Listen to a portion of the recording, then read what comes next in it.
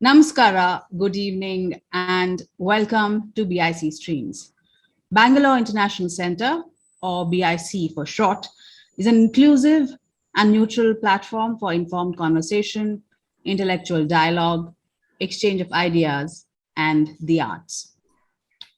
Today's session is the right to the city, toward an urban realm that belongs to all.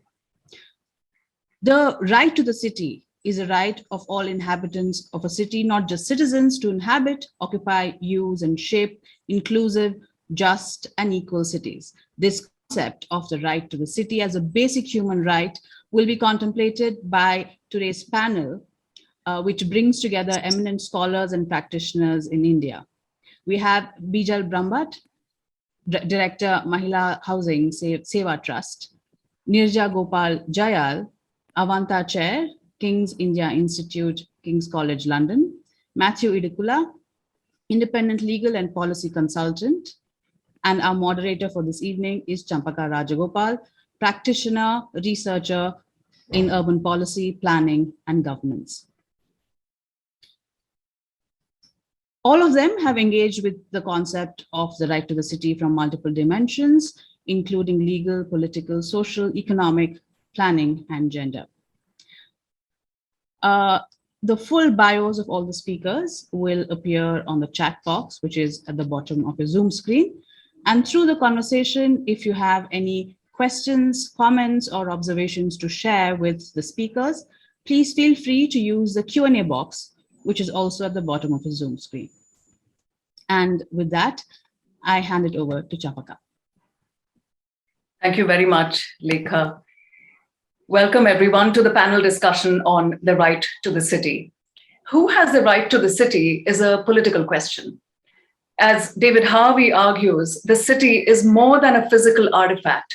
It means something socially, economically, and culturally, but more importantly, he underscores the city is a dynamic political process.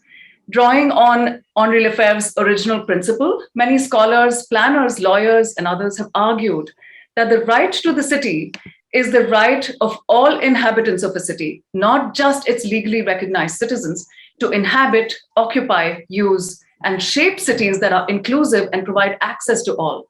Notwithstanding this doctrine of justice, the actual politics of who has equal access to the city in the jobs it offers, public healthcare, government schools, public open spaces, affordable housing, and subsidized food is negotiated through a great degree of struggle among a wide variety of institutions, state and non-state, which are often misaligned in their goals and values.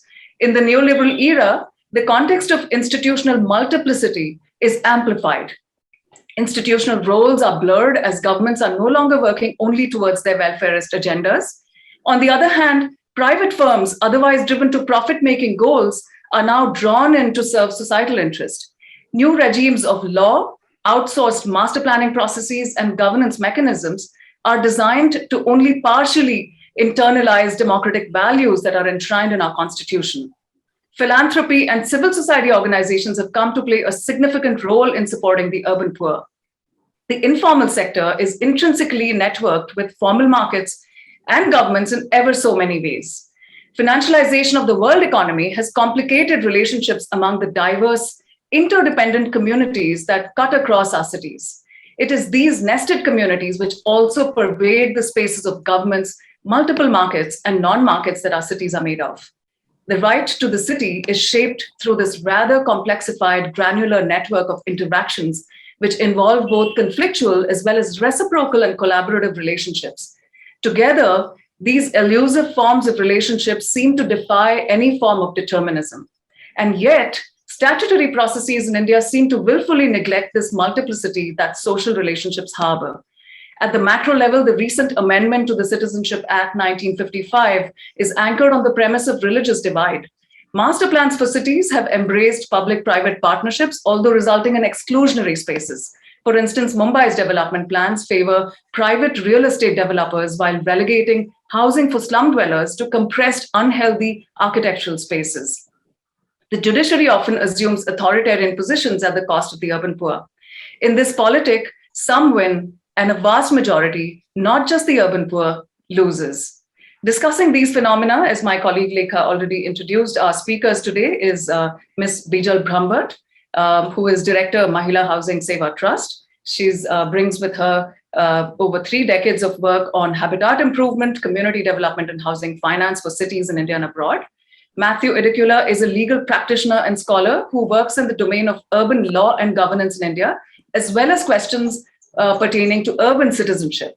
Professor Niraja Gopal Jayal is a political scientist. She will share reflections from her own work, specifically on the book on citizenship and its discontents and Indian history, and the recent radical shifts in the definition of citizenship in India. Welcome to our 3 speakers. I feel privileged very much to be moderating this discussion and would like to thank the Bangalore International Center and especially Prem Chandavarkar for this opportunity. The presentations of our speakers traverse questions from a macro level of the idea of citizenship in India and its implications on the right to the city, to various questions pertaining to law and planning and the role of jurisprudence in pursuing the making of equal cities, all the way down to the micro level of actual constructive workings on the ground. Following this logic of exploring broader conceptual themes to operative spaces of practice, I request Niraja to please make her presentation first, followed by Mathew and then Bijal. Over to all the speakers. Thank you so much, Champaka. And I'd also like to start by thanking the Bangalore International Center and Prem Chandavarkar in particular for curating this event. As we claim a right to the city, it's probably worth recalling that rights are typically entailments of citizenship. So it's quite ironical that the oldest, in fact, the original association of the idea of citizenship is with the city. That, in fact, is where the word citizen comes from. Before states and nations were invented, people's identities came from their membership of the city. And this identification has gotten carried over into our own languages, for instance, Nagar, Nagarik in Hindi, city and citizen. And yet, and this is the irony, despite the close association of city, citizen, citizenship, the city is frequently the site of the most egregious denials of citizenship, a site of segregation, discrimination, exclusion, which is not to say that that rural India does not have such denials, but the city is definitely the site of denials of citizenship. Contrary to conventional wisdom, citizenship in India is nowhere less at home in the city. Today, we see ourselves less as citizens of cities and more, in fact, exclusively as citizens of nation states. Nation states have displaced cities as the locus of citizenship, that on which claims are made, and that which has the duty to respond to those claims. So citizenship has expanded spatially, but it has also, and rightly, become a much more capacious category today, with meanings that range from the legal to the social and the political and the economic. And this is because not everyone who is formally and legally an equal citizen according to the laws and constitution of a state is necessarily an equal citizen. That's banal. The city begets its own unique forms of exclusion. It is the site of informality, which takes the form of illegality, of marginality, a place where the most basic of services are unequally provided, a site of discrimination, and literally and metaphorically that of disenfranchisement rather than of participation. The question is this: what does the right to the city entail, both conceptually as well as materially? So one way of looking at this could be to see the city as the site where other rights may be realized. The right to decent housing, the right to food, at least food security, the right to health, sanitation, the right to clean air, the right to water, the right to education, and so on. Many of the things Champaka already mentioned. Some of this goes by the name of civic infrastructure, but it needs to be seen as more than that, such that actual access to a minimal level of this infrastructure is seen as a condition of citizenship. Now, of course, many of these rights, once again, are not specific to the city. They may be enjoyed in the city, but they are not of the city. They are rights that all citizens, regardless of where they live, should enjoy. So I'm going to illustrate unequal citizenship in the city through 3 examples, because that's about what we have time for. Typically, when we speak of the citizen in the city, it is in the rather limited sense of the city as a space for civic engagement in which its citizens participate. Of how many of our cities can it be said that they offer civic spaces to the mass of their residents? Of how many of our cities can it be said that marginalized social groups are not effectively excluded even from public spaces, let alone civic spaces? Notwithstanding the poor implementation of the 74th Constitutional Amendment, who can participate even minimally in the life of the city, let alone contribute to the making of the city, and even less to the making of the self in the city?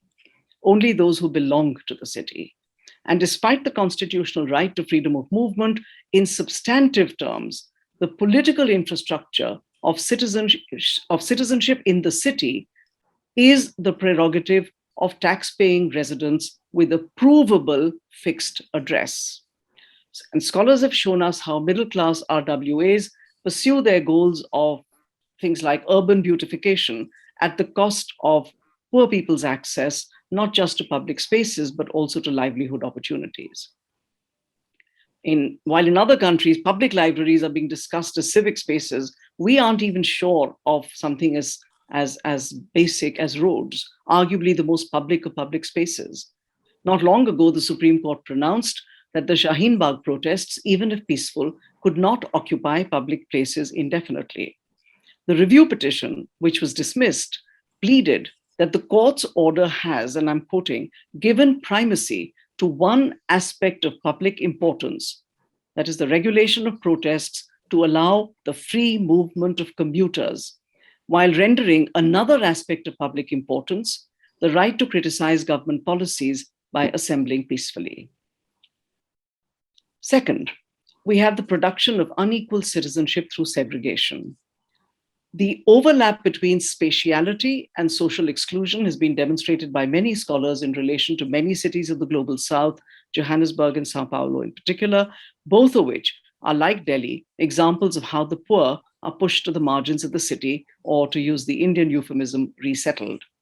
But in Delhi, the common assumption that residence is decided according to income and occupation is belied by the segregation experienced by, for instance, Muslims. In her book, Accumulation by Segregation, Ghazala Jamil showed how processes of capital accumulation are combined with segregation in the case of Muslims in Delhi, who she describes as normative non-citizens, even as they are legal citizens. Of course, some of the poorest Muslims in the NCR are not just normative non-citizens, but also legal non-citizens. Some of you may remember when the so-called Bangladeshi workers were banned by the RWA of a housing society in Noida called Mahagun Modern, because they protested, because when one of their own, a domestic worker in that society, was beaten, abused, and held captive by her employer. Of course, there are also other poor citizens who live in the JJ clusters, like Muslims, legal citizens, but normative non-citizens. But while their normative non-citizenship arises mainly from class, the combination of poverty and identity makes that of the Muslims a very distinct form of normative non-citizenship. And I'm not discounting caste here, obviously. Thirdly, let us look at those who are especially disadvantaged in terms of the right to the city, migrant workers. They are central to the job of producing the city in terms of its physical infrastructure, but they are utterly marginal to the life of the city or to the production of civic space. They are essential to the making of the city in a physical sense, but deprived of the opportunity to what David Harvey referred to as the making of their selves in the city. And their marginality thus stands in sharp contrast to their centrality. In other words, they are simultaneously central and simultaneously marginal to the project of the city. When these workers leave their villages in search of work, they leave behind their identities as citizens and acquire the identity of what we may call mere workers in the city, invisible and faceless. Leaving home to find work means giving up the modest array of citizenship rights, the right to vote, to food security, to work, that are tied to their place of residence. Even at home, and with the Aadhaar card, a ration card, and a voter ID, they are often deprived of basic welfare provisioning. In the city, they are denied these meager welfare entitlements because these can be accessed so far only in the place where their existence is certified on paper. So to migrate entails giving up one's rights as a citizen and becoming only a worker, though a worker without workers' rights because there's no formal contract, little protection from labor laws, no guarantee of a minimum wage, no social security of any kind. None of this, however, means that the state is absent. Quite the contrary. The proliferation of CCTV cameras enabled the Delhi government to claim not long ago that it is the #1 city in the world with more CCTV cameras per square mile than New York, London, and Shanghai. For the middle class, the promise of security is certainly alluring, but it is debatable if anybody is safer, least of all women. The burden of surveillance-aided policing does fall disproportionately on the poor. Meanwhile, for those who have a taste for voyeuristic poverty tourism and what is called an ethical, and I'm quoting here, an ethical and educational tour of a slum colony in Delhi is available at 1,250 rupees per person for an hour and 45 minutes with a complimentary cold drink, promising, once again within quotes, a stunning view of the colony. I can mention the colony and the tour operator if anyone's interested. But with this museumization of the poorest and the most marginalized, you really can't get any further from the idea of citizenship. I'll stop there. Thank you. Thank you very much, Niraja. Mathew, could we request you to please share your thoughts? Thanks, Champaka, for the introduction, and thanks, Prem and BIC for the opportunity. Still some of the words that Niraja said reverberating, very, very evocative to me, actually. So let me just, since the time is limited, let me just quickly say how I seek to structure this short presentation or intervention. I'd like to focus on the meaning and relevance of the right to the city, both in law and practice, through examining three broad questions. The first question is about just looking at the intellectual foundations of this idea. Some of it already came out, but just looking at it, the intellectual foundations of the idea. Then looking at how this right is actually translated into law, both globally and domestically. And finally, the third question is about how, given the context of urban informality that dominates Indian cities, how can such a right be realized? What are the ways in which such a right can be actually realized in a practicable way in the Indian context, given the context of informality? So that's what I seek to do over this sort of short intervention. So very quickly, don't want to get, I think, many of the speakers and audience, I believe, are already familiar possibly with the core ideas of the right to the city. And I think it's already covered to some extent, especially by Champaka's introductory note. But Lafayette is, just to be clear, Lafayette sort of introduced this idea, in the centenary of Marx's Capital. Lafayette is a Marxist philosopher, and it came during the interesting periods in Paris when the student protest movement was at its height, and that is a context in which the book came out, and that's when it really caught attention. And when I was reflecting on the Shaheen Bagh protests, you could see a lot of parallels in the way some of these protest movements came about. So firstly, it is coming from, just to be clear, that is where it originates from. And then I think it's important for us to again see how it's now become a core agenda within urban policy and practice. There's been a sustained movement, urban social movements, especially in Latin America, which used the right to the city as a slogan, as a way to get people together to make claims on the city. And then obviously there have been various forces came together, and you have UN Habitat and your various formulations of the right to the city. But it came, just to be clear, out of urban social movements. And now the shape and the form it takes through UN Habitat and these international conventions is slightly different from what the way it was initially sort of thought about. Just to be sort of getting back to Lefebvre. So Lefebvre's sort of piece speaks about how the right to the city is a right of all urban inhabitants, not just citizens, to participate in and appropriate urban spaces. And if you sort of simplify, it's a right to participate in and a right to appropriate urban spaces. So, and this would mean, participating in decision making regarding what should be done in the city, how urban spaces should be framed, what should be done in different spaces, participating in the decision making, and also appropriating, actually directly going and taking over spaces, not just in some sort of formal participatory way, but actually appropriation. And so in that way, it is a radical idea. The right in that context is not a right in a liberal democratic sense. It's a far more radical formulation of a right. And hence, even when we look at how this is now translated into international law and other conventions and even domestic law, we need to keep this in mind, the radical underpinnings of the right to the city, which seeks to actually undo the basis on which much of how urban society is formed and how urbanization has taken place. So, so if you look at those intellectual foundations, now how does this translate into any sort of legal or policy instrument? It's at one level, even to try to translate it into a legal or policy sort of measure, might reduce the idea. But at another level, you still, if those rights need to be realized, it needs certain concrete forms. And there have been various attempts globally. Obviously, I've spoken about the UN Habitat and all of that. But more interestingly, domestically, legislations have come about.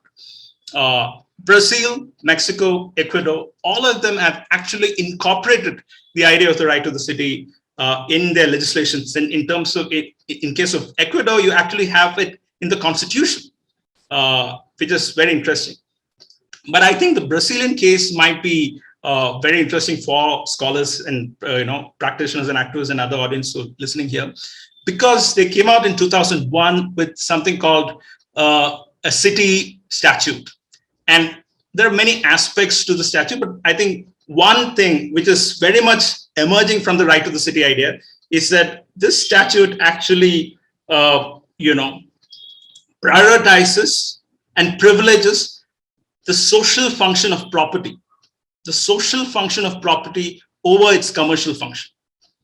It prioritizes use value over exchange value, right? So these are fairly radical ideas. And of course, with Bolsonaro coming in, the whole initiative has obviously been struggling now, and there's a big pushback against this form. But ultimately, you're undoing the property rights regime that exists in our cities. That's what's actually happening. And that's what is the basis of this idea. That is, if we have to really realize the radical potential of it, it needs a rethink of the property rights regime itself, how cities are conceptualized, who has claims over spaces, how are those claims actualized. And of course, in Mexico and Ecuador, some similar initiatives have taken place. Very quickly coming on to India, what is the state in India? One is, of course, the reality of how it works is very, hauntingly, I would say, captured by Niraja in a previous sort of intervention. But legally, you don't have anything like a right to the city in a charter form or anything, or a legislative or executive form. Just in 2019, just a couple of years back, the right to the city was invoked by the Delhi High Court, interestingly, in this case called Ajay Maken versus Union of India. This was regarding the eviction of Shakur Basti, which is a slum settlement along the railway lines in Delhi. And it invoked the right to city to actually protect the housing rights of the urban poor there. And that's how it came about. in many ways, that judgment goes against much of the jurisprudence of the Delhi High Court, which preceded it, where you had PIL-based jurisprudence, which actually helped in the eviction of slums. This was something that went against that direction. And interestingly, the court quotes both Harvey and Upendra Bakshi to say that the right to the city is, in this way, it's not a right in a liberal democratic sense, but it is a collective common right. It is a collective common right rather than a conventional individual legal right in the liberal democratic tradition. So even the court used the right to the city in its expansive way, but finally, when it came to its judgment, it used the typical jurisprudential sort of lens and arrived at its judgment. So finally, onto the last point, which I'd like to make about how does the right to the city operate in the context of urban informality? How can these claims be made, both through law or outside law? And that is something that I've been trying to look at.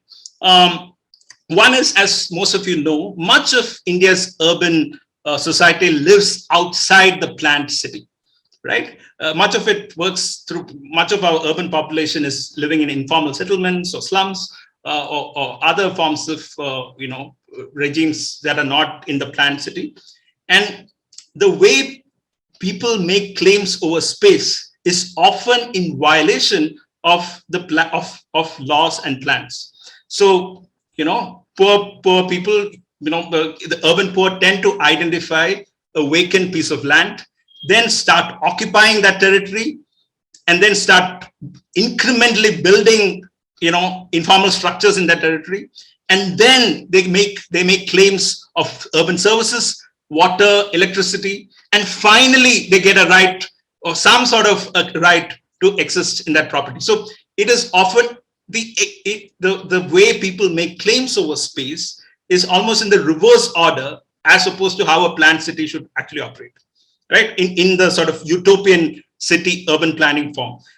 The submission I have today is that we recognize these informal processes, these incremental claim-making processes that the urban poor make over urban spaces as claims of city making, as claims of exercising the right. So that the right to the city now, sadly, has been captured in many ways within the globalist, legalist, liberal democratic regime. The idea is to rethink that and actually recognize that it is often through informal processes and it is often through the violation of laws and plans that much of urban citizens, much of our urban poor make claims over space. If at all, I'm a lawyer, but if at all the law can do something, it is to either recognize these claims that are made or not interfere on the informal processes that are already at play. And that is possibly a starting point. Just to end, I think if you want to learn from the Brazilian statute, it is the idea that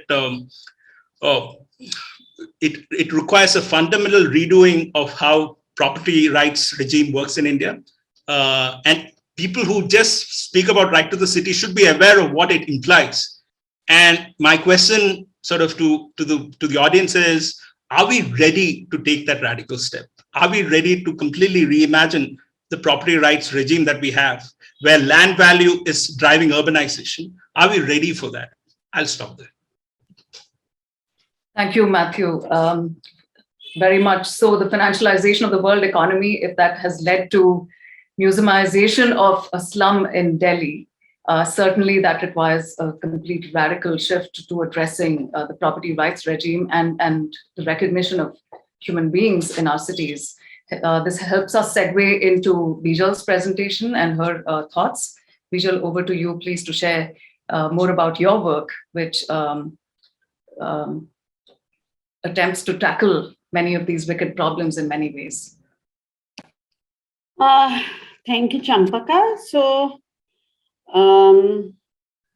I work with the Mahila Housing Trust, and the Housing Trust actually is working across 8 states of India. The most recent one also being Bangalore. We just started working there. But what we do is actually invest in collectives of poor women to be able to improve their housing, living, and working environments. When we started, we did not have any blueprint, so to say, because we call ourselves a grassroots technical organization. I'm an engineer myself, but we do have the front face is very grassroots, although we have a lot of technical knowledge, grounded technical knowledge, I must say. And that developed over a period of time through our practice. And so we had no blueprint, but as we began, we realized that, the quality of life in terms of housing, habitat was much worse in urban areas as compared to rural. And so therefore, organically, our work developed much more in urban areas. What I'm going to speak today is,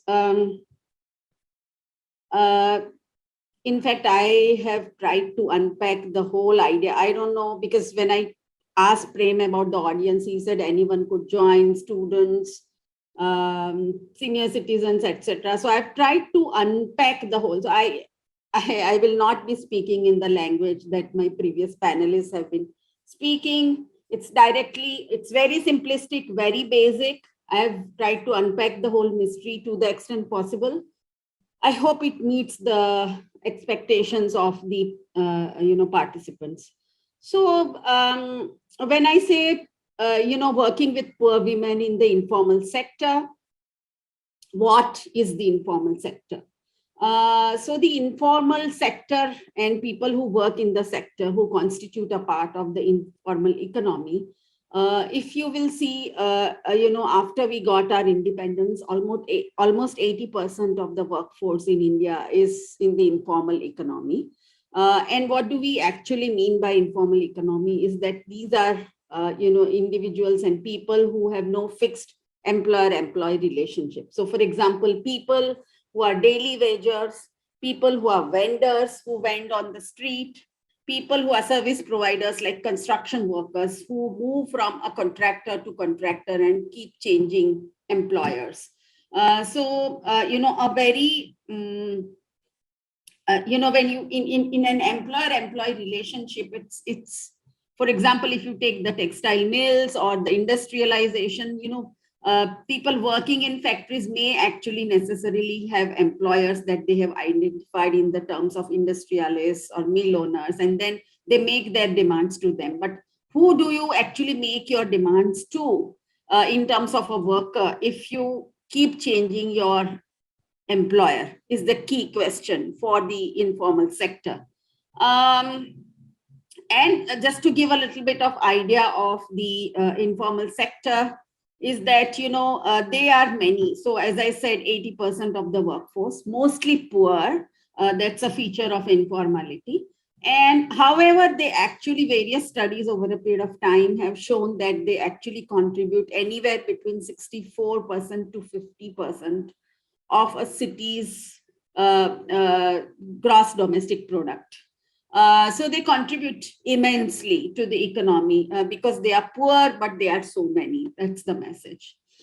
If you look at women's participation and why we have been working with women who are in jobs, who are employed actually, 90% of them are in the informal sector and at the lowest rung. So for example, if you take a vendor, we walk around in slums and when we ask the women, what are you doing? She'll say, I have no work. But she won't say. What she won't explain is, and her own work is so very invisible to the outside world. What she won't explain is that it's only her husband or the male member of the family who goes out and vents. But she is preparing all this. So for example, if you take a pani puri wala, all the production is happening in the house because you don't have a separate production unit. And she is doing all the production, even putting it in the lorry, and all that the male member does is goes and vends outside. But in such a very highly patriarchal society, the idea of job is so traditional. It's 10 to 5, you get a fixed salary in your hand, and then you're women mostly behind the scenes, so they don't even recognize their work role. That's the biggest challenge that we are facing. Again, we also started working for housing not merely as a social security or as a right, but also recognizing the fact that for these poor women in the informal sector, their house is their workplace. So whether you are, vendors, you are, as I said, using your house as a workplace, because you do all the production and the storage, and any sold leftover goods are then stored back into the house because you actually don't have a go down to store the goods. If you are a home-based worker, so who are the home-based workers? These are women who are actually making kites at home, who are rolling biddies, who are, for example, sewing garments. They use their house as their workplace. So there is this very economic, connotation to the house. And so it's a workplace. For many of us, it became a workplace due to Corona, but for them, it was always a workplace even before Corona hit. And therefore, if you have a better house or a better habitat, it's directly related to your economic productivity.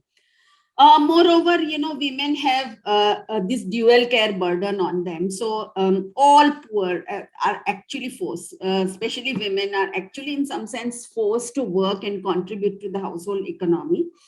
But with the dual care burden that they have in a patriarchal society, they are working almost 12 to 14 hours a day, vis-a-vis a man who works 5 to 9 hours a day. But the assets we had mapped in her name are only, like 1%. That's the sad reality. What actually happens when people, so we've heard this very popular, and the other issue that I find in claiming the right to city, or when we talk of urbanization in India actually, is that for a very, very long time, poverty in India was only considered to be rural. And that's true, and that's well placed, but it's only in 2005 we started realizing, for the first time, the government of India declared the Jawaharlal Nehru Urban Renewal Mission and recognized urban poverty. That poverty also has an urban facet. But the reality is that we are urbanizing very, very fast. By 2030, almost 40% of India's population is going to live in urban areas. The urban issues are really going to become very stark. So what actually happens? People say that the poor come or migrate into urban areas in search of livelihoods. But what really happens, and what gets created, which is the slum settlements when people migrate, is something to me is a solution and not a problem, because the city or the government is unable to give you proper housing. What you do, and let me, sort of break this myth that there is a vacant plot and you go and occupy that. During our work, I have seen, so some people, even academics, would come back and say, how can you occupy someone else's place and then claim your right into it? The poor usually don't do that. When they come to the city, they are trying to find, because you need a place to stay. So practically, you are just going out, trying to find a space to stay, which is cheaper, which is within your affordability. And therefore, what happens is that you have these political mafias or private people who own a lot of land. Practically, what happens is that, there are a lot of restrictions placed on land in urban areas. One example is that, you are not allowed, once the area turns urban, even if you are holding a private space in your name, you're not allowed to practice agriculture. There's something called a non-agricultural permission required to construct. But and anyway, agriculture, you want to make money out of it, because you're selling your land will give you a lot of money vis-a-vis practicing agriculture. That's the practical thing that happens on ground when cities urbanize. The value of land goes up. So if I am a private landowner, what I would do is, if there are restrictions placed to selling on my or selling my land on me by the government, it's a very complex process. What I do usually is I call the poor and sell those plots of lands to them. The poor don't know that, the person who is holding the land is not allowed to sell by law. So it's not that they just go, they occupy, they are allowed to. I mean, imagine practically if we are owning a piece of land in urban area, will we allow someone to come and do a juggi on our land, and then people continue to grow and grow and grow for years and years and years, 20 years, 30 years, 40 years. That's the time the poor have been living in the city without getting access to legal water connection. So that's not the case. They actually pay money, but who they pay to is very dubious. So they pay money to political mafia who have grabbed open vacant government lands and sell it to the poor, although they are not the owners. So they make quick money, cash money out of it. Or private landowners who have restrictions on their land and are not allowed to sell it. They sell it to the poor and the poor buy it. That's what happens practically on the ground.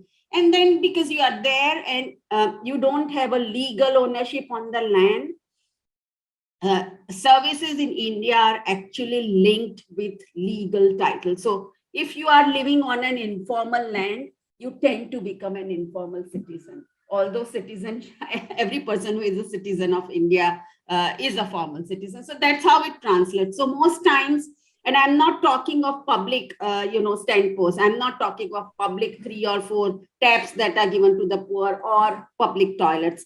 I think it's their right because they are contributing so much to get individual toilets or individual water connections, the same that any mainstream formal citizen of India would get. So in that sense, slums are solutions. And where do slums happen? And that's the reason, they are going into most topographically vulnerable. If you see what happens, you will see a lot of slums along the railway lines. Now, why are these slums on railway lines? Because, railway, first of all, is a government land owned by the railway ministry. And the regulation, says that till certain meters of the railway line, because it is very, very hazardous, nothing should be occupied. You have to leave that land open, otherwise, because the trains are going and it's very dangerous. So as soon as the poor see that, they go and start, sort of buying land there. But it's very hazardous. Their children are always exposed to, and those places also, they don't get free because they are paying to someone who is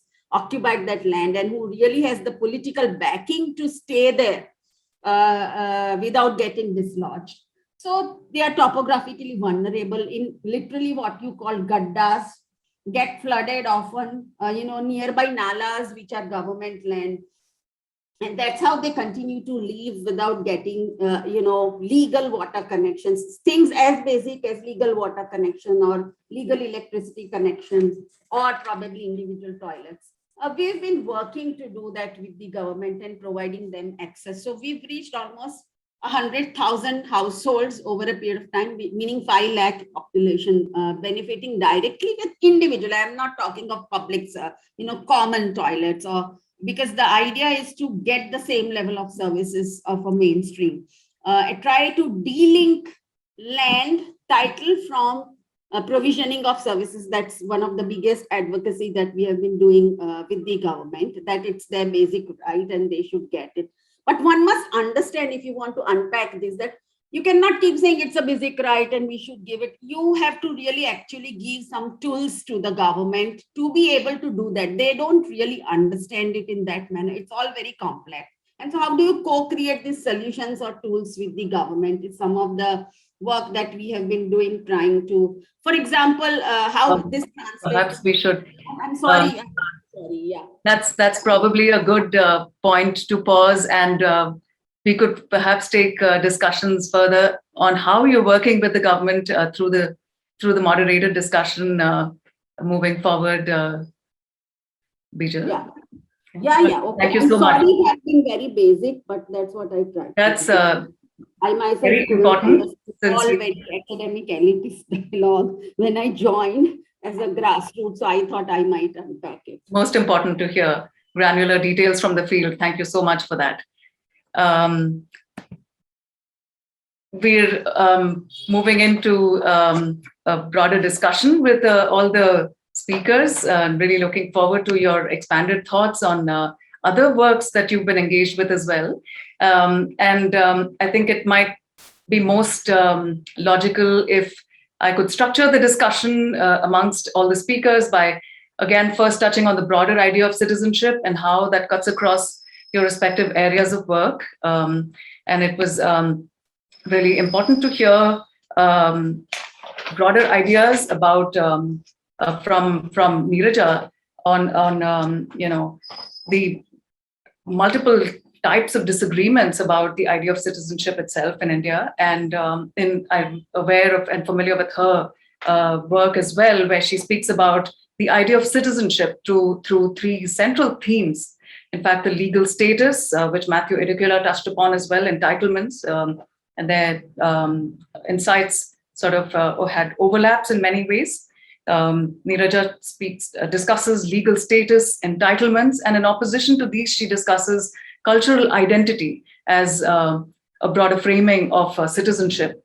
And in her recent article, she's from 2019, which is titled Reconfiguring Citizenship in Contemporary India.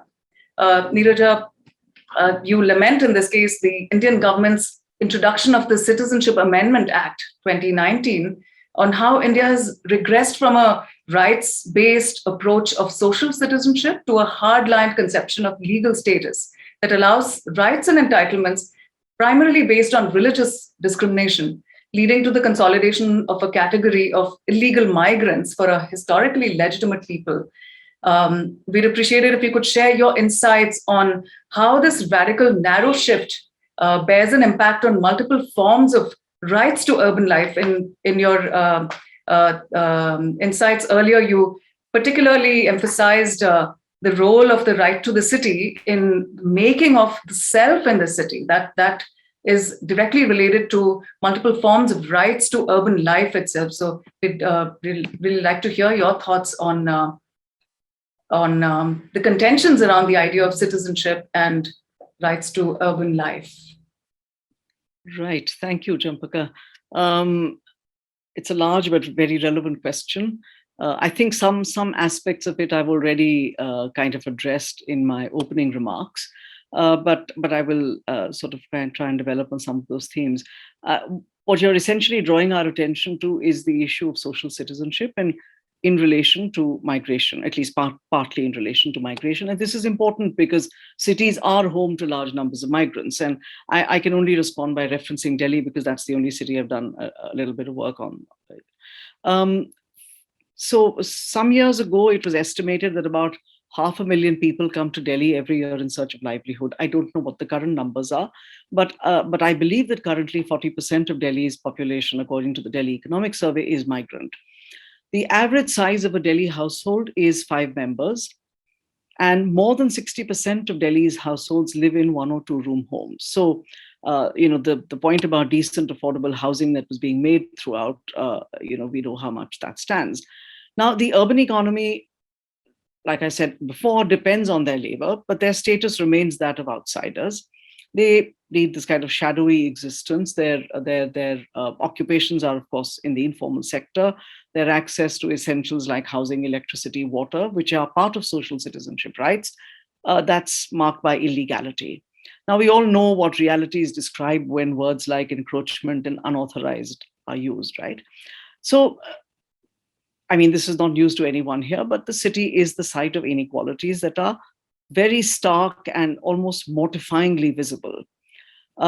In Delhi, as in some cities that I mentioned earlier, Johannesburg and Sao Paulo, we find a convergence between spatial exclusion and social exclusion, especially when the poor are pushed to the margins of the city. But Delhi also provides, and I suspect many of our cities do, additional spaces of marginalities which are actually located within the core. So they're not necessarily only on the spatial periphery, but also in the core, keeping in mind the convenience of the more prosperous citizens of the city. So right beside affluent neighborhoods, we have slum settlements where providers of essential services reside. Now, what is interesting to me is the responses of Indian elites and of government. Government, as of the last few years, wants IT-driven, AI-enabled smart cities. And to me, it's a really baffling aspiration for cities in which the entire scaffolding is held up by a battery of people providing millions of, or at least thousands of services that one can't see being provided by robots. And the insecurity that we already see of workers in the gig economy, we're concerned enough about that as it is. The smart city may, simply get rid of all workers altogether. That seems to be the imagination at work. But the elites themselves intend to move and have moved closer to a certain aesthetic imagination of the world-class city. And, this is so for people living in these gated communities, and a question has been asked in the Q&A box. I'll try and address that simultaneously. The presence of pockets of poverty amidst these gated communities, the glass and chrome offices, the malls, and so on, seem to be an unseemly blemish. And what it does is it kind of generates an anxiety to make invisible the very people who help to sustain that glitz.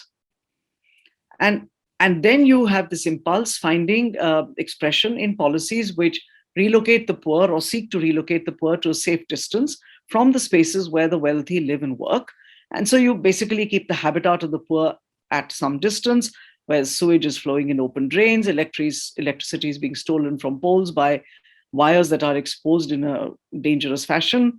Toilets are rare. Sometimes you may have pay as you go, and water is often provided, just twice a week by a slumlord on payment. Now, this is what you want to keep it big. So to answer the question that somebody's asked, let me go. Can I take a minute more to sort of look at this question? Yes. The question is, without law and order, how can you avoid gated communities and CCTVs? I made reference to them earlier. With inequality abounding, unless mindsets change, discrimination will continue. We are not Scandinavia. No, of course we are not Scandinavia, sadly. But should we not aspire to be less unequal? That's my, should we accept this and should we accept the inequality and simply prioritize security, which is privately procured, which is basically privately bought, so that only those who can afford a gated community or only those who can afford privatized security will be secure? And how much of our lives in our cities should we expect to live within these separate enclaves of poverty and of prosperity? These are separate enclaves, but they do meet. They meet at the workspace. They meet in the form of domestic work. They meet at many intersections. There are many intersections of these two worlds. And nothing has shown that better than the virus, in a certain sense, when people began to keep domestic workers who were visiting their homes from nearby slum settlements and keep them out, right? So how much should we, it's really a normative question. Do we think that gated communities and CCTVs are necessary for us because we want to be secure? That's one way of looking at it. Another way of looking at it, should we not aspire to a better, safer city for all? A city that is safer for everyone? Should we not recognize the interdependence of people?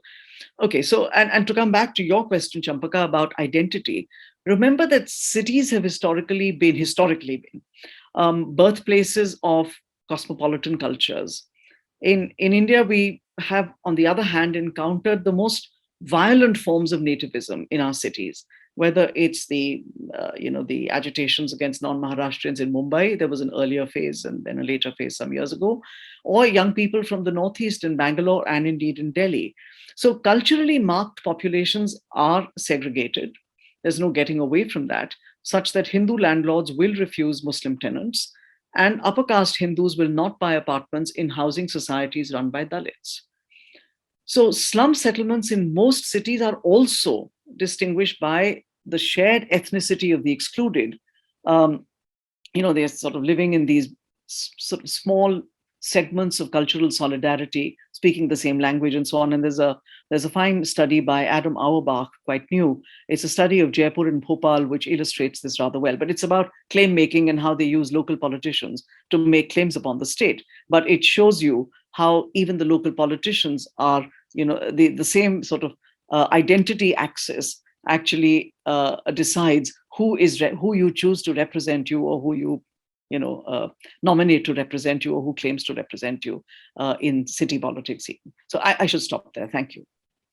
Thank you very much indeed. And this takes me back to some very stringent efforts. Many of us working on the development plan for Greater Mumbai in 2011 made concerted efforts and prolonged discussions with the Municipal Corporation of Greater Mumbai to actually include the slum as a category for mapping existing land use for the city.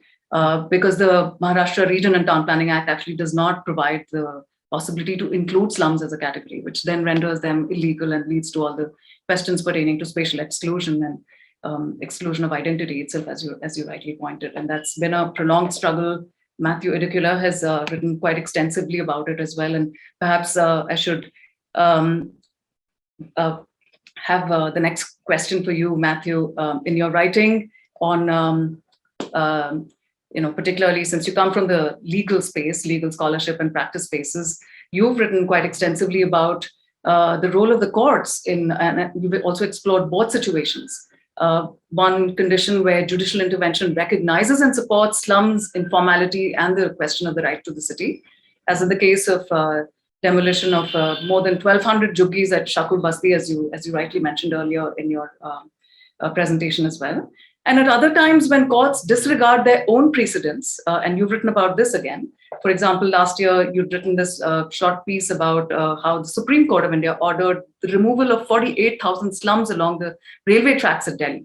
Bijal also spoke about how slums are settled over a period of time along railway tracks. And the Supreme Court here took this very sort of an inhuman position to actually remove 48,000 slums.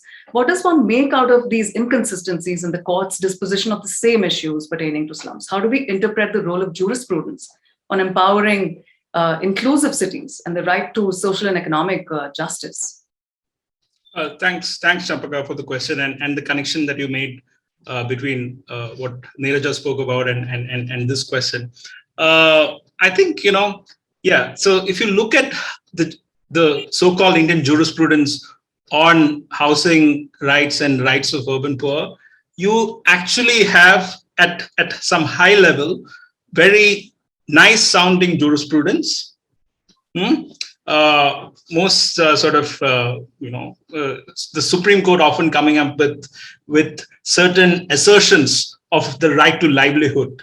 And it's been expanded to mean a lot of things. You have right to food. At one level, you have this sort of expansive understanding of courts recognizing rights at a high scale, at a high, what I would call it at the sort of 50,000 altitude, type pronunciations, and what you see in practice and the daily orders of court are sort of you have clear disjuncture there, and the court in India generally it's a hydra-headed sort of monster, even in terms of even the way the court works, because the court doesn't sit together, the whole court doesn't sit together, different judges sort of sit in different cases and have their own sort of ways of doing stuff. So in that way also it's hydra-headed. Even otherwise in the way the courts sort of operate, you see that sort of schizophrenia in the way it sort of thinks about recognizing rights. So one is you have broad levels of recognition that you see versus actual daily orders. And this is, clearly sort of, if you look at some of the scholarship that has come in, and most of it, by the way, fortunately or unfortunately, is based, all of the scholarship is based in Delhi. There's Anuj Bhuwania, there is Gautam Ban, there is Asha Gardner, the whole, narrative around aesthetics, which the aesthetic governmentality that Niraja also referred to is coming from, cases in Delhi. But if you look at those cases, you see that the pattern. So the Shakur Basti and the Ajay Makin case, I would say, is mostly an exception to the norm. The norm seems to be you have informal settlements coming up in certain parts. You have this is again something that Niraja referred to in our initial presentation. You have RWAs, resident welfare associations, in quote unquote planned areas, using their aesthetic governmentality understanding of how a city should be, being very uncomfortable with some of these developments arising, then using the law, using the PIL jurisprudence to go to the court to say that, hey, these guys are illegal, please demolish them. And the court, in this case, mostly the Delhi High Court, going ahead and carrying out those evictions. So the court has mostly been, at least if you look at Delhi as a case, and to some extent, to what extent it applies to other cities. In Bangalore, it's slightly more mixed, I would say. But the court have often been a tool. The law has been a tool in the hands of the urban elite and the RWA uncles to go to courts and get things that don't suit their imagination of the city, and use the law in their favor to get these demolitions done. And in many ways, Ajay Maken judgment it went against that jurisprudence. And this was Justice Muralidhar. And I don't know if you followed. There's been some sort of discussion around how how is. I mean, I don't want to get into details of it. People who are familiar with the political debates of the time will know what has actually happened to Justice Muralidhar. This was all of actually something which went against the string. And then the one you're referring to is again Justice Arun Mishra from Supreme Court last year, the order, which is going back to this sort of PIL-based jurisprudence, where the PIL is actually used to disenfranchise people. And I would say that has mostly been the case. And the right to city narrative that has been used in Ajay Maken, sadly, I have not seen anybody take it forward. What I had hoped when I initially wrote about the Ajay Maken piece was that though the Ajay Maken case did not arrive its judgment purely based on a right to the city framework, the right to the city framework was invoked, but using a legal sort of lens, it wasn't the ratio decidendi. That is, it wasn't the rule on which the court finally decided the case. It was what is called an obiter, meaning, it was just something that was referred to. It wasn't the basis of the judgment. So, but I said, even if it is an obiter, even if it's not the basis, there's a lot of persuasive value there. And this is something other courts and other, others can build on. Sadly, that has not happened.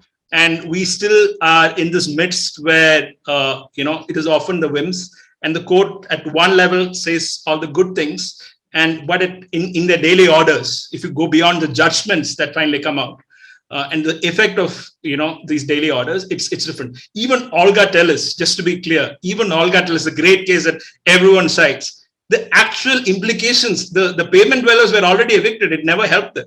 And court said that in this case, it doesn't matter, but otherwise there is right to livelihood. So that is the law in the judgment as opposed to how it's actually implemented. And that is where we see the difference between judgments and orders. And you have great judgments and bad orders. And that sort of schism, sort of continues to haunt our, legal jurisprudence on urban housing. Thanks, Mathew. It's a good moment to reflect on Prem's question. He says, would it be more productive to pursue the right to the city in terms of the ethics and politics of recognition rather than the more conventional discourse of constitutional law? If jurisprudence has no answers for us, then perhaps we should be looking at other modes of recognizing and legitimizing those who are spatially as well as socially excluded. Question to all speakers. I'll just give a one-word response. Yes, I mean, to Prem's question, it's absolutely, but at the same time, I would say, if you speak to people working on the ground, and Bijal can come in, they would say that the idea is to use any tool, sometimes you use a law, sometimes you use direct interventions with political leaders. Sometimes you use, ethics and morality. Sometimes you plead to morality. Sometimes you plead to law. So, if you are in that space, you use anything that's possible. If it's a law, you use the law. It's not one in exclusion of the other, but it shouldn't be purely a legal sense. As long as it's accompanied by other ways of engaging, I think it's fine. I'll just stop. Bijal, that brings us to your thoughts on this question as well. Your experience of working particularly with marginalized women seems to break so many barriers that we've been discussing. Could you please share with us the kinds of efforts you take to empower women and the marginalized communities and the strategies you employ to overcome these wicked bottlenecks, which otherwise we've been struggling for generations? So let me, let me just say how we started the work. We did not resort only to law because, in fact, we did not start with law. So because we understood that it's really not been working in the sense that it is supposed to work. And as because it's so complex a problem, and that's a very elitist academic kind of a thinking that there is a linear solution to this right to city, because any other right, so to say, because all these problems are extremely complex, and therefore any way and mean to be any tool that you can resort to achieve the end objective is the way that we have taken. So what we have been doing is we have been actually working, trying to reach, trying to frame policies, and then policies get converted into programs for the poor. So trying to sort of facilitate the government to make new policies, sort of reach the programs to the poor. Also, again, as when something like very drastic, like evictions are happening, we may sort of resort to the court of law. So as and when whatever, has been feasible, we have been doing. As so far as how we brought in women's voice, poor women's voice, let us first understand that, when we talk of public participation, especially in the case of women, there have been traditional gender areas that most civil society organizations have been working on. So it's largely domestic violence, other gender issues, etc. But I understand that very, very few organizations like us have been working on women and public participation. So essentially, that's where we empower them. And the way we would empower them is either create, so basically, first of all, we have been tried. So it's not that we are not giving decentralized standalone solutions for water or for toilets, but we do try to link them with the city networks, as I said, as the mainstream gets. So a piped water supply line or a sewage network. What we have realized is that when this legal network comes to them, they start formalizing into the city slowly. So it's an incremental process. It doesn't come at one go for them. You get a legal water connection and you get a water bill. Then you probably get electricity connection, and then you get an electricity bill. So you incrementally start claiming the right despite the law being there. That's how it pans out on the ground. It's a slow, complex process. And to be able to do this, you have to engage with your cities. Now, let me tell you that we do have the 74th Constitutional Amendment, which recommends the formulation of ward committees, but nowhere in India it has been implemented. Except for Bangalore has started to look at formulation of ward level committees in a very sort of higher level manner in some wards, which is what I have understood. But other states so far that we have been working, all they say is, oh, when you go to the city, they'll say, oh, yeah, we have the ward committees. And what is the ward committee? It's 3 councillors, or how many councillors in the ward they have, put their name on the paper, and they are supposed to be the representatives of the people, and the ward committee is constituted. This is how it has happened. So despite the law, the judgment may be in your favor. If you go to a court of law, you actually have to get it actualized on the ground and support even the city government, because governments are not very engaging in terms of processes with the people, and that's where NGOs will come in. So for example, we create these community-based organizations at settlement level, which are the informal form of, RWA, representing certain number of households which are there in a certain settlement. And then they start engaging with the government, representing their interests. We teach them how to speak about actually what is governance in India. So what's your city? What's your municipality? What's your administrative zone? It's divided into zone. And then the lowest unit is the ward, which ward you are in, which is the office you go to. We organize exposure visits to that office. How do you write an application to seek a legal water connection? So we are trying to put them at an equal pedestal. Over a period of time, once, and this is the way it happens, they don't usually they don't move from just being there in the slum to a proper house. They would get a water connection first, then electricity, then probably something else, and then get the land right or the proper housing in case the policy or programs are favorable.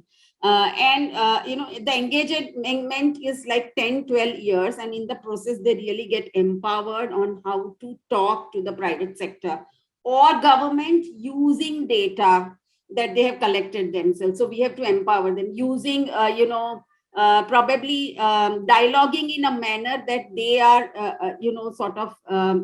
they start respecting you and start listening to you. So you use scientific data, you use laws, you use programs in a way. And that's what I call technical. It's not just going and doing grassroots, give us our right, that doesn't really work everywhere, to be very honest with you. So you have to dialogue, you have to create partnerships. Somewhere probably you have to go into activism and resort to the law. So this is what we have been trying to do. But essentially then women, really these kind of platforms are created. They start to speak to the ward level committees in whatever shape they are. They start influencing the budget, and the idea is to go with a solution. So for example, if you are demanding that a bus stand gets located in your area, you really find out what is the existing bus route, go with an alternative bus route, actually find, then the official will tell you, हाँ लेकिन मेरे पास ये bus stand डालने के लिए plot कहाँ है. So you actually empower them to say कि ये सरकारी plot खाली पड़ा है मेरे ward में, और ये bus station के पास नजदीक है, and can you please make a, and most of the time what we have also started doing now is that because the moment you go there, they'll argue out कि हाँ ये तो सिर्फ आपको bus route आपके लिए नहीं है, औरों के लिए भी है, और proposal तो सिर्फ आपका है. So we actually have started to get sign-offs from the middle class. So our women propose these, co-create these solutions. So you go, because they know what is the issue. They probably don't know or don't want to come up with a solution. So you co-create a solution and then get the sign-off from the middle class and go to your ward officer or your city commissioner or what. That's the modality in which we are working. Thank you, Bijal. That was very valuable to hear specific struggles. Actually, even spaces of building different forms of reconciliation continue to remain spaces of struggle. I think that's the underlying sort of a dynamic that emerges. There's more struggle than there is collaboration, and there's more struggle than there is in order to build collaborations. And that's essentially the premise of the question of the right to the city as well. There are several comments and questions that have come in. Perhaps we could move into the Q&A session on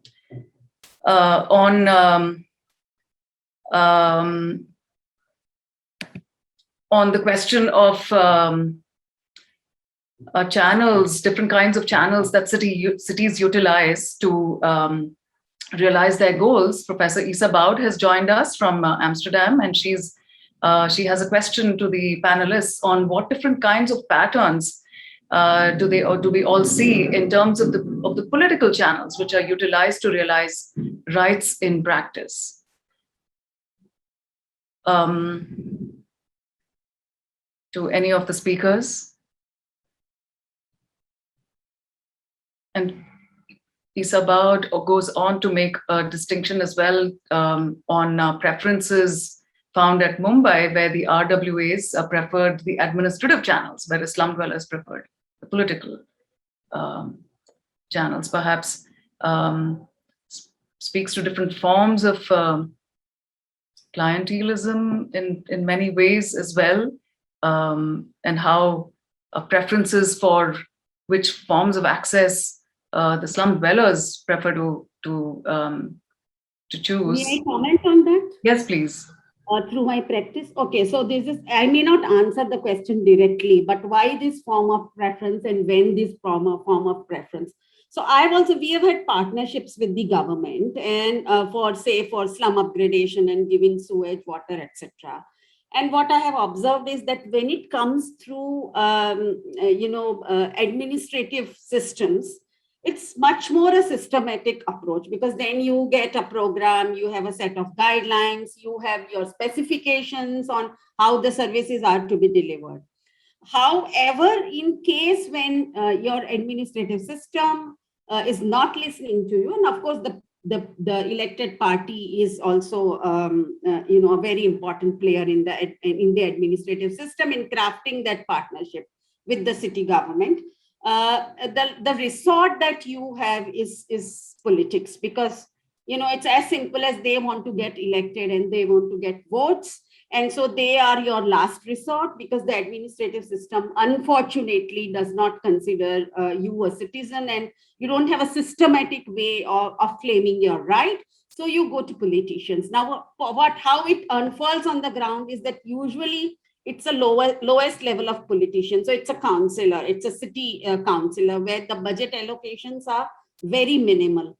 And what the city councillors actually prefer to do is that they would like to cover in their minimal budgets a lot of ground, so that they get votes.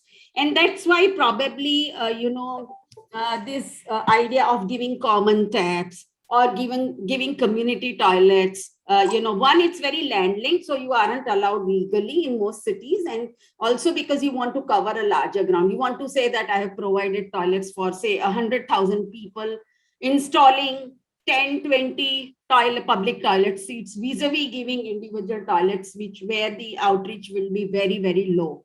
So, but these efforts, if they don't come through the administrative systems, they are not tendered properly, there are no specifications. What the councillors does is only allocate a budget. And so probably within that minimal budget, which he wants to use also for the middle class and also for the elite, etc., there will be a half-paved road, or probably, only a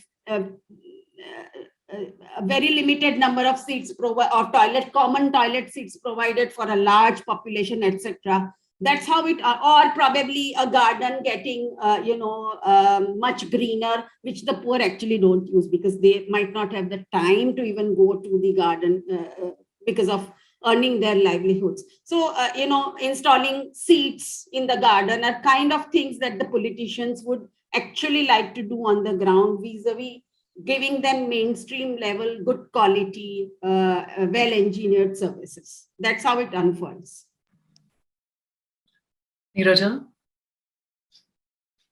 Yeah, hi. I agree with Bijal here, and in response to Professor Isabal's question, I think that the political claim making through the political channels is often the most effective. I think it would tend to vary depending upon the nature of regime, but so, and this is a sort of a common thread. I can only tell you, from an academic point of view, what I've read. And I remember there's an old article on Delhi by a study done by Niraja and John Harris, who basically talked about the unelected pradhans who were representing the people in the slums and their demands to the local local government.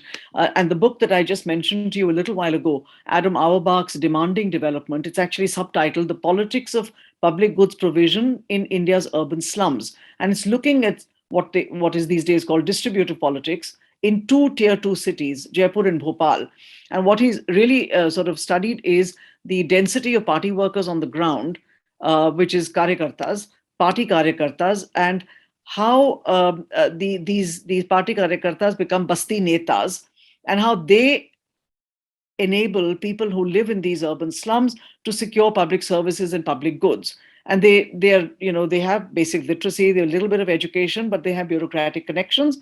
However, what they offer, most sort of importantly, local leaders need to be accountable, and so they need to provide, solve problems for residents. And it's the basti netas who actually are the intermediaries in this process. They enable the local leader to get elected, and then in return to respond by providing public goods and services, because that's the only route by which the basti neta can actually move up to expect to get money, to get a political career, political mobility, social mobility, economic mobility. So there's this sort of interlocking of the party leaders with these basti netas in both these cities so he says that since 80-90% of slum people vote, the basti netas are effectively kingmakers. So it's the same story from 10 years earlier when Chandok and Harris did their study of Delhi. It's really not very different, and that seems to be also in a certain sense what Bijal is saying in a much more grounded way. Unless and until, of course, you have a very, very high level political will like the one that we have in Orissa, where the Biju Patnaik government has now recently come up with a slum act and given, land titles to almost, all smaller. In fact, we must note that, and what people don't talk is that it still doesn't cover large metro towns or municipal corporations. It only covers smaller towns where land has not become a very big issue and it's not very costly. So that level of political will is there.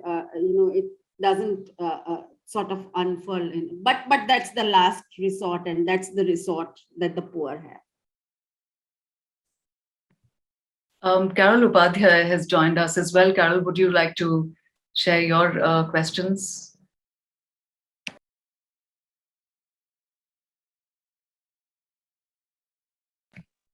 Carol has explicitly laid out her question on the chat. She is raising a more fundamental question, which relates to the larger one on exclusion and inequalities in cities. Why do slums get demolished while elite, middle-class, illegal constructions, for the most part, do not? Exploring this question might lead to a more radical thinking of questions on property, as Mathew has suggested. Should I just take a stab at the question? I think Carol's point, which is there in the Q&A, is really good. I don't know if everybody is able to see it. It's nicely articulated about going away from this formal and illegal and informal and illegal and poor and sort of rich categorization, the sort of categorization that we tend to make. And I think there's been very good scholarship which has tried to break away from that categorization. In fact, if you read some of those very interesting responses that came in EPW as a response to Partha Chatterjee's initial formalization, which seemed to sort of categorize it. Some of the set of responses from Nivedita Menon and others to argue, which Carol is also sort of clearly identified, that in fact the realms of illegality is not restricted to the poor. Much of and surveys have been done. 80%, 90% of all our spaces do violate certain laws. So one is to recognize that sort of the illegality that exists beyond the informal, and then realize that any sort of quote unquote concessions that you make, are not necessarily something that is done as some sort of charity to the poor, because the way in which political processes actually happen, everybody is violating, and there are all forms of regularization of violations that happen. And in Delhi's case, this unauthorized colony is mostly the middle class who are living in these sort of unauthorized colony, which becomes regularized unauthorized colony, after a point of time. So that's a common practice that's done. So the larger question about why it happens for middle class groups as opposed to urban informal, that's an empirical question. I mean, I don't have a one word answer to it, just to say that it is obviously questions of power, of economic, social and political power that is being used in multiple ways. So you almost never see a demolition of a middle class neighborhood.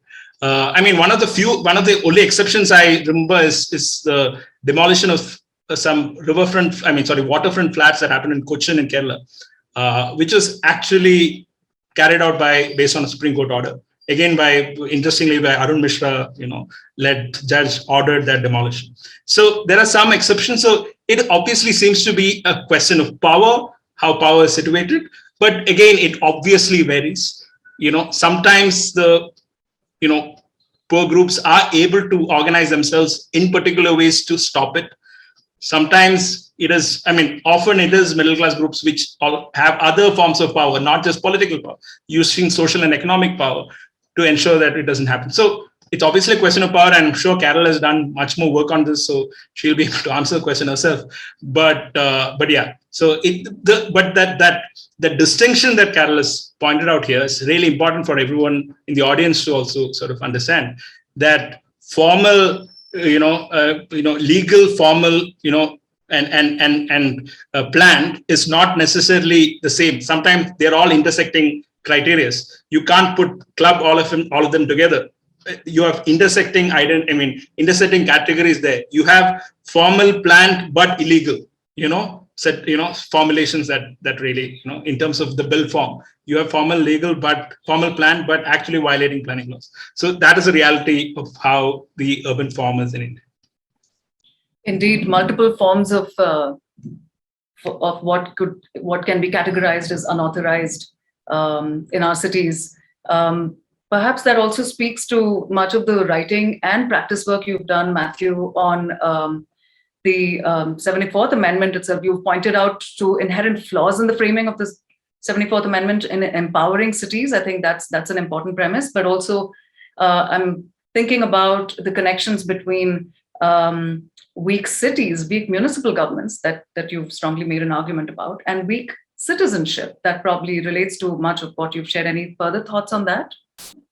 Just quickly, not too much, just some references to what Bijal and Niraja mentioned earlier in terms of participation, ward committees, or questions around, and even the earlier point I made about right to participate and appropriate. When it comes to the question of participation, one is, as Niraja has highlighted, you actually have only, even under the sort of very progressive 74th Amendment type of thinking, you only have people in the voter list, who are eligible for that, and which by itself excludes. So there's exclusion at that point of time.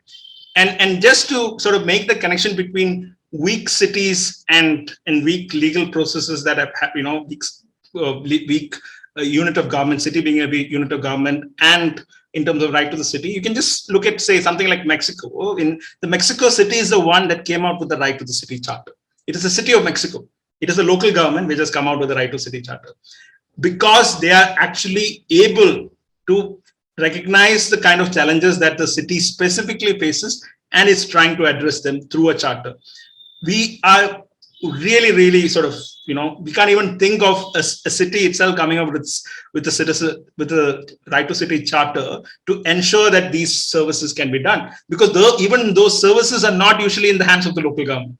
So the citizenship which is being exercised, you're not exercising at the level of the local government. You're exercising citizenship, not just a formal citizenship, but other forms of social citizenship. Even that, it's almost impossible to exercise it at the level of the city government. So that is the classic sort of conundrum we are in. And any sort of challenge that needs to recognize in this conundrum, while speaking about 74th and empowering, we have to recognize that any of these attempts of empowering, given the reality that we have, needs to have the level of recognition, and the level of recognition of rights will often usually happen at the state or union government level. I mean, that's the tragedy that we are in. Thoughts from you, Niraja, on the idea of citizenship, the ideal idea of citizenship, or the desirable idea of citizenship for our cities?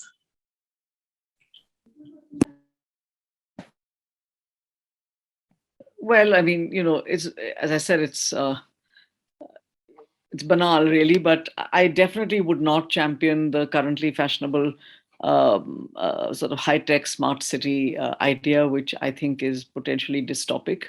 I have a utopia, but that I don't think it's the kind of utopia that is even that one can even think about in the current context. And we've heard sort of so much about that context, from the ground level, from Bijal, but also from Mathew. And of course, ideally, the city should be a site of civic engagement, of genuine democracy, through as inclusive as possible an idea of participation. It should also be a place which is a space which is marked by civility, by ideas of fraternity, and it should represent a cosmopolitan culture. So a space that can be the fulcrum of an inclusive, cosmopolitan, civic identity would be ideal. But, I don't even know why we're talking about ideals, because the gap between where we are and what this ideal is this is almost a fairy tale. But I think it's important to emphasize that as a precondition, even for this sort of ideal, utopian as it is, citizens of the city, but denizens of the city as well, need to have access to the basics of decent housing, jobs, health, sanitation, safety, food and education, clean air, clean water, and all of this. So I think if we could just focus on those rather than thinking about space for civic participation. Yes, we need the conditions for civic participation. We need the kinds of conditions that Mathew just outlined, some of which are legal provisions. We need those to be fixed. But really speaking, it's the basics that I think. I also wanted to say that Prem wanted to respond to Carol's question. And I would love to hear that, because I think Carol's question is extremely profound and important, and I'd like to hear Prem's response to that as well.